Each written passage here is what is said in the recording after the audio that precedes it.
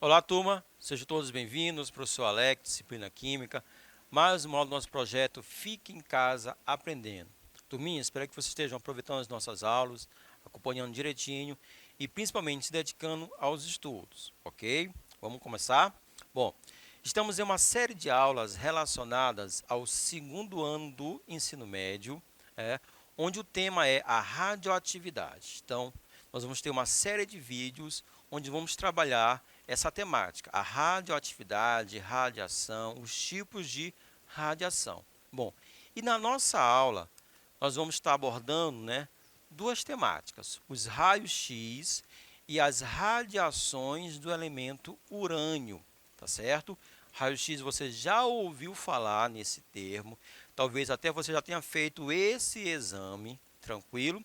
E também já deve ter ouvido falar que o elemento urânio é um elemento radioativo. E vamos estar comentando sobre essa radiação emitida pelo elemento urânio. Então, nós temos muitas informações, então eu peço que você preste atenção, certo? Foco agora, vamos começar. Bom, a história da radioatividade, certo? Para falar sobre o raio-x, e o raio-x é uma espécie de radiação, a gente precisa voltar um pouco na história para a gente compreender esse fenômeno da radioatividade. Os estudos realizados entre o final do século XIX e o início do século XX levaram a inúmeras descobertas sobre a estrutura atômica. Até então, era vigente o quê? Muito o modelo atômico de Dalton, e já tinha, na verdade, esse modelo de Dalton, que é o modelo da bola de bilhar, um átomo, uma esfera maciça, indivisível, indestrutível. Esse modelo já estava migrando para o modelo de Thomson, onde a gente já tinha a noção da eletricidade na matéria, certo? Mas ainda o átomo era visto como uma esfera maciça e indivisível. E aí nós vamos ter alguns personagens importantes. E dois deles, Rutherford e o Bohr. Esses dois cientistas, esses dois químicos, eles são responsáveis por algumas descobertas que mudaram radicalmente a visão sobre o átomo, certo? Então, novas partículas foram encontradas, como os prótons, os elétrons e os nêutrons, e o modelo para o átomo teve que ser reformulado, certo? Então, a partir de Rutherford-Bohr, o átomo é visto como uma região que apresenta duas partes, Uma parte é o núcleo, pequeno, só que altamente denso, e lá no núcleo estão contidos os prótons e os nêutrons, e ao redor do núcleo nós temos uma segunda região, que é a eletrosfera, onde os elétrons estão girando ao redor desse núcleo. A contribuição de Bohr foi que esses elétrons estão girando em órbitas estacionárias ou níveis eletrônicos estacionários, onde dentro desses níveis os elétrons giram sem ganhar ou perder energia, tá certo? Então, essa é a visão de átomo no início do século XX. Ao analisar a estrutura atômica, o químico e físico inglês William Crookes descobriu os raios catódicos, certo? Ao realizar experimentos com descargas elétricas a pressões baixíssimas em gases. Então, aqui o porquê dos prótons, o porquê dos elétrons. Em 1895, o físico alemão Wilhelm Röntgen fez modificações às ampolas de Crookes, introduzindo anteparos metálicos inclinados, os anticátodos, que eram atingidos pelos raios catódicos. Bom, com base nesse experimento, olha só, ao colocar a mão de sua esposa entre a ampola e uma chapa fotográfica, observe aqui a figura, turma. o físico constatou que era possível ver à sombra, né, à sombra os ossos de sua mão e o anel que ela usava. Então, o que acontece? Ele conseguiu enxergar, foi feita uma radiografia, uma fotografia dos ossos da mão da esposa do Röntgen, tá certo? Então, essa fotografia, né, ela chamou muita atenção. Então, esse novo tipo de raio, porque na verdade a mão da sua esposa foi bombardeada por um raio, por um novo tipo de raio. Então, esse novo tipo de raio descoberto espantou o mundo ao demonstrar que, com sua descoberta, era possível ver através do corpo humano. Então, essa é uma das grandes aplicações, né, desse experimento, né, desenvolvido. Bom, esse novo raio, como eles não tinham noção do que era, esses raios receberam o nome de raios X, porque não se tinha noção, né, do que se tratava esses raios. Os raios X são radiações eletromagnéticas de alta frequência. Hoje já sabemos que os raios X são radiações eletromagnéticas, produzidas a partir da colisão de feixes de elétrons com metais. Essa radiação não pode ser percebida pelo olho humano, a gente não enxerga, certo? A gente não percebe, pois está além da frequência máxima distinguida pela visão humana. É importante na medicina porque possibilita gerar diagnósticos por meio de imagens. Então, fraturas, certo? Fraturas, leves contusões, tudo bem? Tudo isso pode ser verificado, até mesmo se a pessoa ingeriu algum metal, né, moeda, coisa desse tipo. Então, através do raio-x, a gente consegue perceber, né, essa fratura ou então esse elemento dentro do nosso corpo. No entanto, olha só, os raios-x, por serem radiações de alta frequência, é um tipo de radiação muito perigosa. Então, a gente não pode estar exposto o tempo todo aos raios-x, porque isso vai trazer um prejuízo para o nosso organismo, certo? Por isso que, por exemplo, em hospitais ou clínicas de diagnóstico, onde se faz uso desse tipo de radiação, né, dos raios-x, você vai encontrar marcações como essas aqui que aparecem na tela, certo? Isso quer dizer que você está diante de um local com um certo perigo. Então devemos ter um certo cuidado, certo? Ao entrar, ao estar dentro de locais que apresentam essa marcação. Tudo bem? Fiquem atentos. Como são produzidos os raios-x? Olha só, eu trouxe aqui um esquema para meio que para explicar, né, a produção dos raios-x. É um tubo de raios catódicos.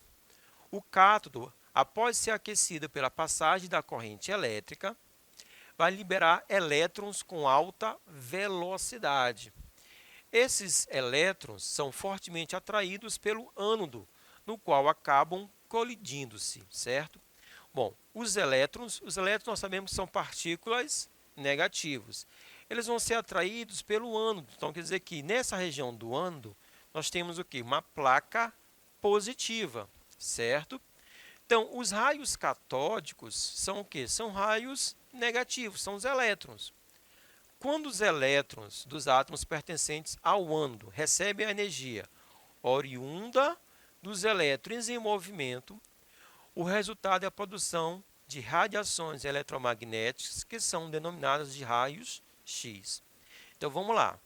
Os elétrons eles vão colidir com uma chapa, uma placa, né, carregada positivamente. Tudo bem? Esses elétrons, ao colidirem, vão gerar energia para os elétrons dessa placa. E aí esses elétrons vão emanar um novo tipo de energia, um novo tipo de radiação, que na verdade essa radiação são os raios X, certo? Então, de forma bem simples, nós temos assim a produção dos raios X, tá ok?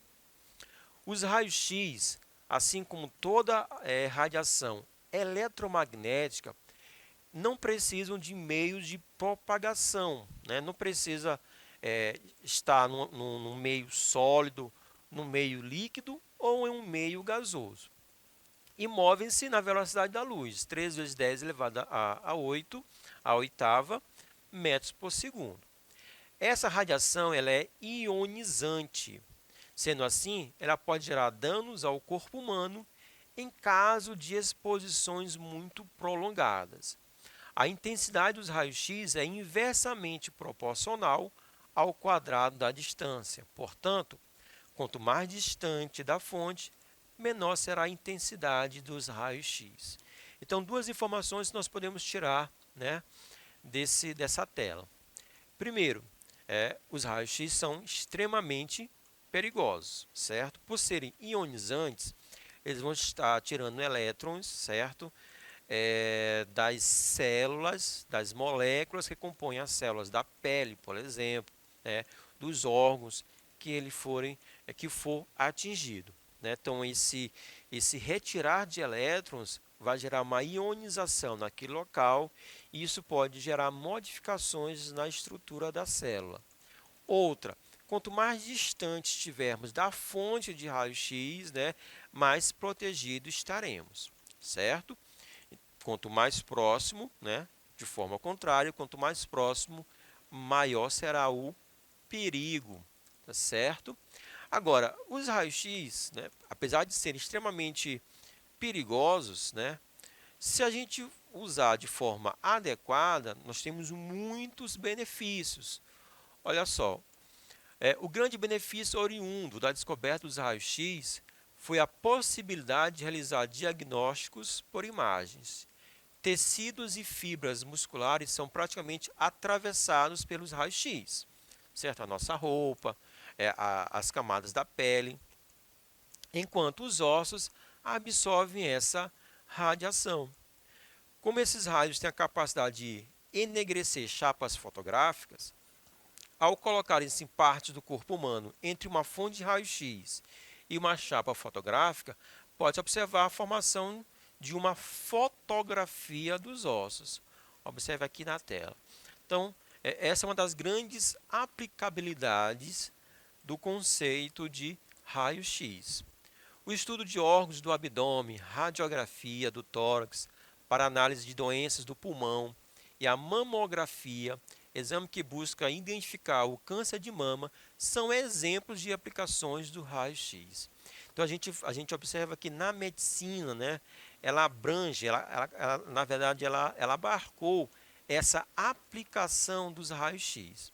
Então, exames para o estudo dos pulmões, então a questão da mamografia, tudo isso é perceptível, né? O nódulo é perceptível utilizando um aparelho de raio-x. Tudo bem, turminha?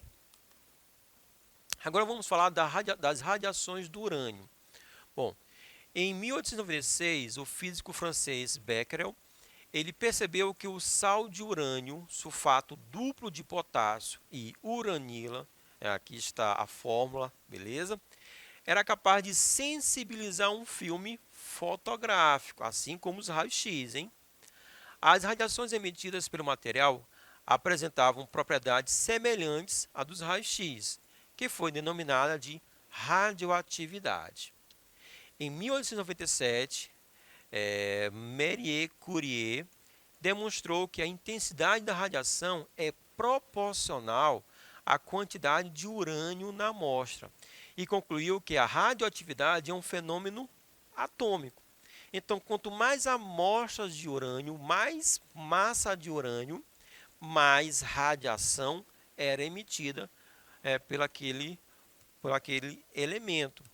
E aí se percebeu que era um fenômeno nuclear, ou seja, que acontece dentro do núcleo do elemento, certo?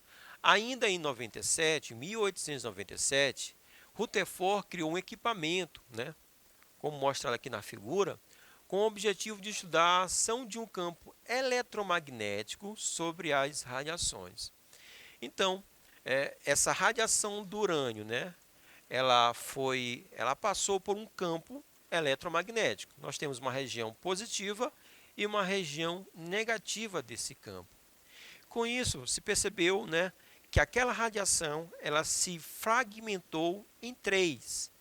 E aí foram denominados raios beta, raios gama e raios alfa. Ou radiação alfa, radiação beta e radiação gama. Então, basicamente, quando você fala de radiação, né,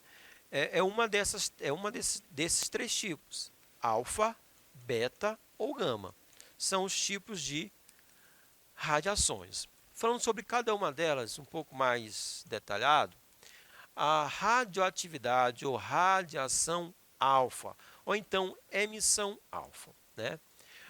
Os raios alfa ou radiação alfa, na verdade, eles se comportam como o átomo de hélio, ou seja, ele apresenta um número atômico 2 e massa equivalente a 4.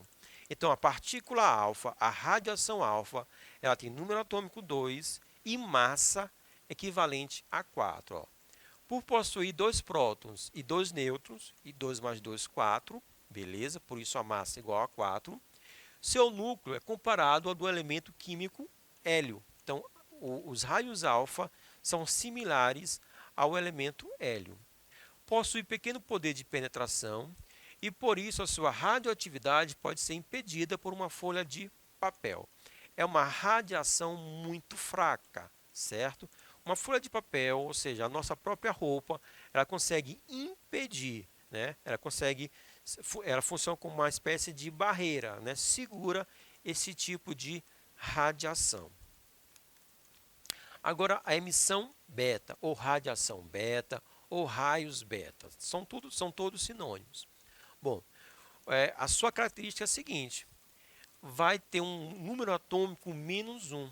Então, quem emite radiação beta tem o seu número atômico diminuído em uma unidade, certo? Então, -1, o seu número atômico, e a massa equivale a 0, né?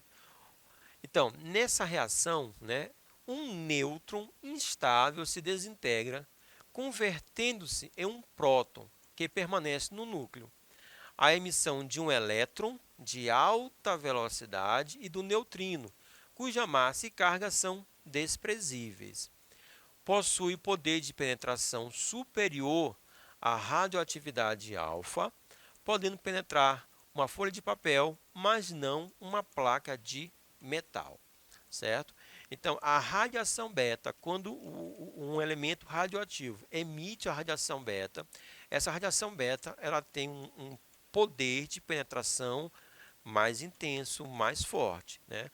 Então, apenas a nossa roupa, por exemplo, não vai conseguir segurar esse tipo de radiação. A emissão gama, radiação gama, são ondas eletromagnéticas, aí não são partículas. A radiação gama ela é uma onda, certo? Então, são ondas eletromagnéticas de altíssima frequência e que não possuem nem massa e nem carga elétrica.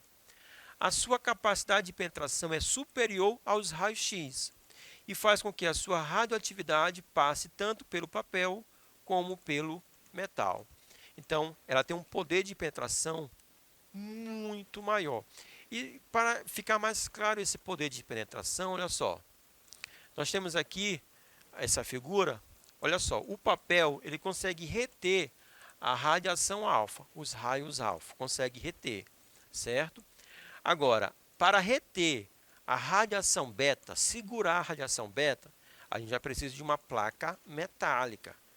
Agora, para reter, segurar, ou para a gente ficar protegido da radiação gama, já é uma parede de concreto. Então, é um tipo de radiação altamente penetrante. E isso vai gerar o quê?